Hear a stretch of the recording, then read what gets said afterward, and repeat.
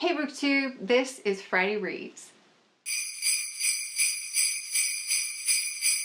I'm Jen and I listen to audiobooks, and this week I listened to two, and I also read an ARC. The ARC is called Strings and it is by David Estes, and I don't know when the publication date is, and I don't think this even has a cover quite yet, but I got to read it because I'm part of his street team. I'm not one of those people that gets ARCs all the time because I don't solicit those from publishers, although I may do that in the future with Audible. I don't know. I'm thinking about it. But anyway, so I'm part of his street team, and that's why I got a copy of this early. It's a retelling of Pinocchio in a dystopian, sci-fi-ish kind of setting. More sci-fi, I guess, than dystopian. But it's all about a girl, and she has strings, and it's pretty close to the actual fairy tale, really. I mean, broadly speaking. I will say this, I got really frustrated about halfway through the book because this girl is in a situation where she doesn't have information, and that information is kind of, she's discovering it little by little by little, and I was getting such small bits as a reader, and I thought, really? Come on. It just didn't move as fast as I wanted it to. But then, you know, David is famous for pulling out a plot twist, I don't know, some ways through, and he did, and it turned out to be a pretty decent book. So yeah, I'm looking forward to seeing when that comes out, and I'm sure it'll have a fantastic cover. He always has good covers. The other two audiobooks that I read were Winter, which is book 4 in the Lunar Chronicles, and everybody's talking about it, and I think, well, I don't know, maybe everybody isn't talking about it, but I loved it. I just loved it. It's, like I say, book 4. It was narrated on audio by Rebecca Soler, and, you know, she annoyed the heck out of me in Cinder. And then in Scarlet, it just got even worse. I think it might have been because of her voicing of the AI, Aiko. Yeah, she's like, I don't know, she's an android. And she's got a really high-pitched, annoying voice, and I thought, it just grated on me. But, you know, when I started speeding things up when I listen to books, I don't know why, it makes it so much better. So this was one non-stop thrill ride. Man, it was adventure and stuff happening and battles happening and people getting hurt and just all kinds of things. The main character in this one is Winter, and she's Sleeping Beauty. And interesting, Meyer kind of made her out to be a bit of a ditz. Not, well, I shouldn't even say that. It's more like she's clueless because she's so like out somewhere else. I think there's a Harry Potter character like this, and she does things like reads tea leaves. I remember seeing in one of the movies, Emma Thompson played her, and she was hilarious. Well, Winter is kind of that kind of character. She's just off in La La Land, and you know, Scarlet really shines in this book because Scarlet's like, will you get it together? Come on.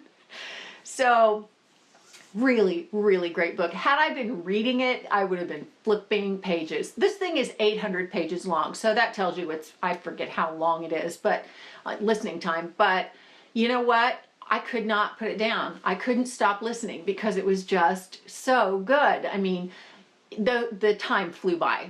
Now, I gave this book 5 stars, and I normally wouldn't do that because I wasn't all that thrilled about the story overall over the 4 books, but I have to say that in this last book, she just did all of it right. She had all these elements, and they all came together, and they all just worked beautifully. She had a pace, like I say, she had this really fast pace going, and it was a page turner, and a page turner deserves 5 stars, I think. Sometimes an author just gets it right, and she really did. So yeah. Then I read Breadcrumbs. Now, I read this because I saw on Top 5 Wednesday, Caitlin talked about it, Caitlin at Book Chats, and she said it was a really good fairy tale retelling of The Goose Girl. Well, I don't really know that fairy tale. I've heard of it, but I don't know the story.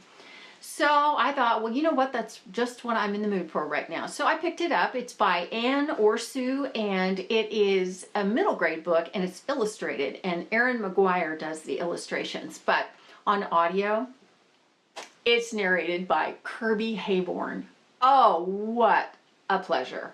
what a pleasure this was to listen to. Seriously, he is so good. He is a very experienced voice actor, and you know, when I talk about the ones that I always like and that are so fabulous, I never include him. I don't know why I don't include him, because he's right up there with the rest of them. I've listened to a lot of things that he's done, and he was fantastic in this one. He was just so good.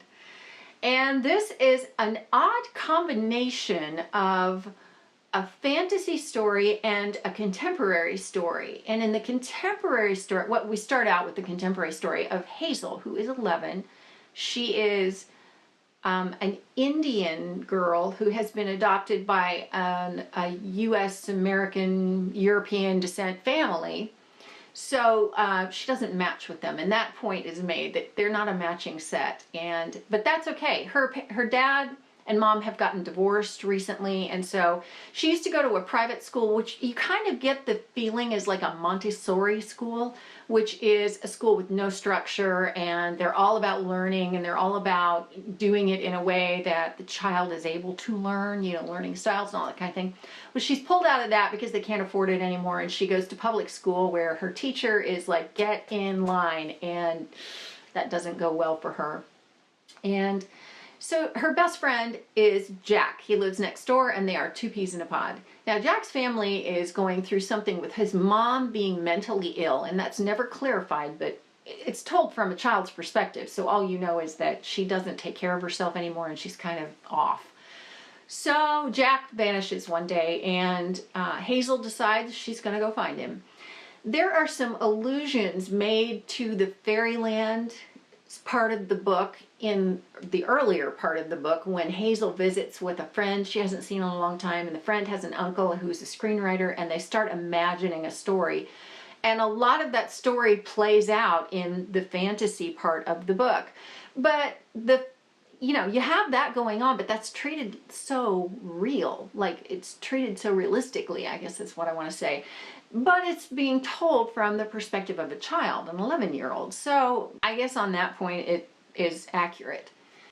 It ends really well, and the ending has a lot to do with what was talked about earlier on in the book, which was the whole dealing with life. And actually Hazel is bullied, so some of that comes into play, and just a lot of views about coping and am I ready to come back out of this imaginary fairyland and deal with real life? Am I ready to grow up? A lot of it is about that too. Her mom is doing the best she can, but her mom is also juggling a lot of things, trying to keep them afloat and pay bills and that kind of thing. And so she's concerned about Hazel's happiness, but she also knows that Hazel can't be a baby forever. She can't be a little imaginative kid.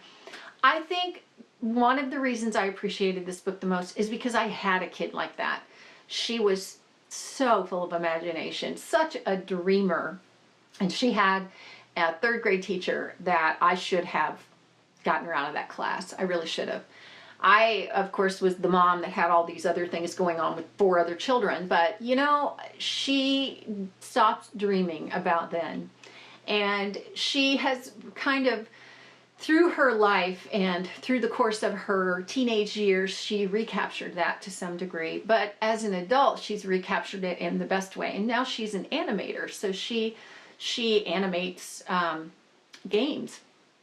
And so she hasn't lost that imagination thing, but it took her a long time to get there. And a lot of it had to do with the shift. We moved from one state, we moved across the country, and then she started going to public school where she had been homeschooled before.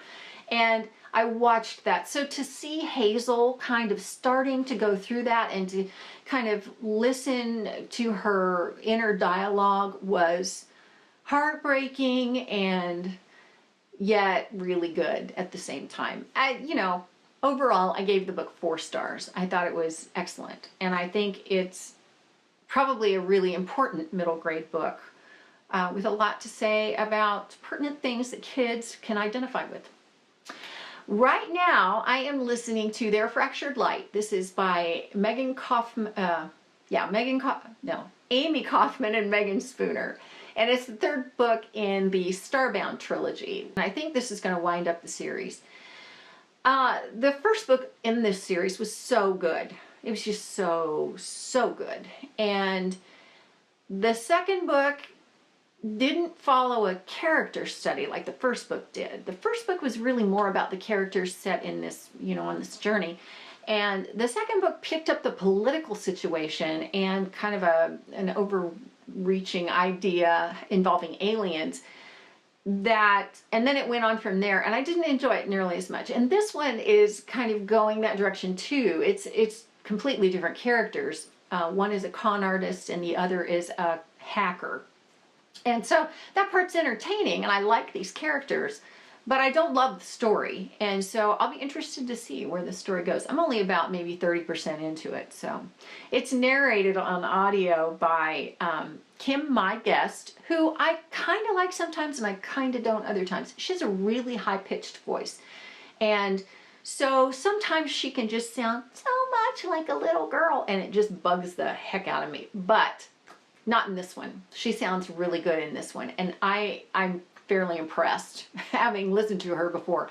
And the other perspective is MacLeod Andrews, which, oh, what a pleasure. What a pleasure. I love his voice. I love the way he does characters. He's just so good. Yeah, I'm not going to sit here and go on and on because I've done that in the past. The only other thing that I am reading is I don't know. If you have any suggestions for a sweet little story that isn't very brain power consuming heavy, it's just a light read, maybe a little bit of romance, but just the emphasis on light, sweet story. If you know of any of those, please tell me, because I spent, I don't know, probably 45 minutes to an hour on Goodreads the other day looking at Listopia and trying to find a Christmas read that I could enjoy. And I don't know, a lot of the romances are really sappy, and I don't know that I want sappy. I just want sweet. So, yeah, I don't know. Anyway, that's my weekend. What are you reading this weekend? Let's talk about it in comments, and that's it for now for me. I will see you next time. Have a great weekend. Thanks for watching. When I'm gone, you're gonna miss me when I'm gone. You're gonna miss me by my walk. You're gonna miss me by my taco. You're gonna miss me when I'm gone.